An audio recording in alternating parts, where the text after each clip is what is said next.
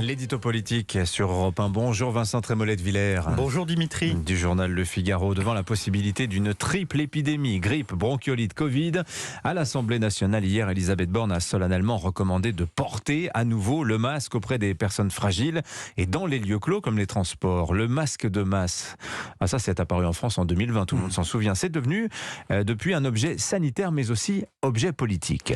Oui, puis c'est surtout l'objet qui depuis 3 ans cache l'affaissement de l'hôpital en France. Souvenez-vous Dimitri, nous sommes en mars 2020 au début du Covid.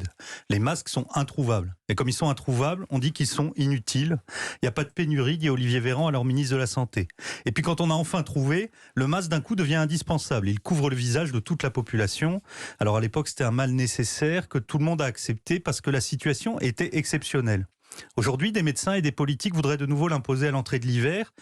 Si c'est une recommandation, pourquoi pas? On peut même dire que le masque est très utile auprès des personnes fragiles.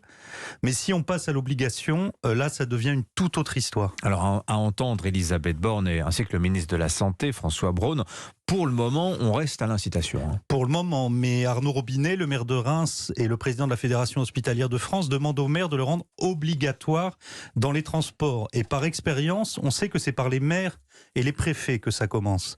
L'obligation de porter le masque, vous savez, ce n'est pas la Chine, évidemment, mais ce n'est pas rien non plus. La sociabilité s'exprime d'abord par les visages. Le visage parle, disait Lévinas, et quand il est masqué, le visage ne parle plus. Plus de grimaces, plus de sourires, plus d'expression. L'autre devient une menace qu'il faut tenir à distance. Alors vous me direz, les Asiatiques portent le masque de façon beaucoup plus naturelle. Mais les émeutes en Chine nous montrent jusqu'à quelle folie peut mener ce maximalisme sanitaire, cette politique zéro Covid qui s'était répandue au-delà de la Chine au début et qui, rappelons-le, séduisait jusqu'en France. Alors il faut rappeler aussi que les révoltes que l'on voit aujourd'hui en Chine ont été en partie provoquées par la découverte à la télévision de spectateurs non masqués dans les tribunes des stades de la Coupe du Monde. Le visage sans masque, pour toute la Chine, est devenu le symbole de la liberté. Alors Vincent, c'est entendu, personne ne porte le masque par plaisir.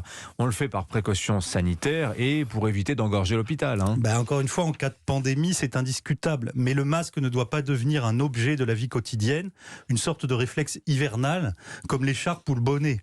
Ni la Covid, ni la grippe, ni la bronchiolite ne vont disparaître dans les années qui viennent. Et on sait aussi que la France est vieillissante, donc plus vulnérable. Et pourtant, en 3 ans, qu'avons-nous fait ? Pas grand-chose.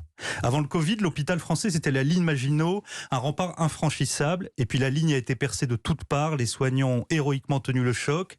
Et puis rien.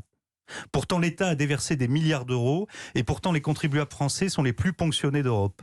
Je me souviens qu'en plein cœur du Covid, les pouvoirs publics répétaient en boucle « Il faut des années pour augmenter le nombre de lits, pour former une infirmière ». Ce n'était pas faux, mais les années ont passé et pas un lit supplémentaire, c'est même le contraire. Et nous avons de moins en moins de médecins et d'infirmiers. Ceux qui ont les moyens se tournent donc de plus en plus vers le privé. Les autres attendent dans le couloir de l'hôpital que l'on trouve un soignant. Impôts écrasants, service public défaillant. Contre ce mal français, le masque ne peut rien. Signature Vincent Trémollet de Villers, à la une de votre journal Vincent Le Figaro. Macron, Emmanuel Macron, donnons-lui son prénom bien sûr. Vous mettez jamais les prénoms, tiens, à la une des journaux. Bon, ça fait gagner des caractères. Aux États-Unis donc ça Macron. Dépend, il n'y a pas de règle absolue. Voilà, le président aux États-Unis pour désamorcer les tensions. 7h56.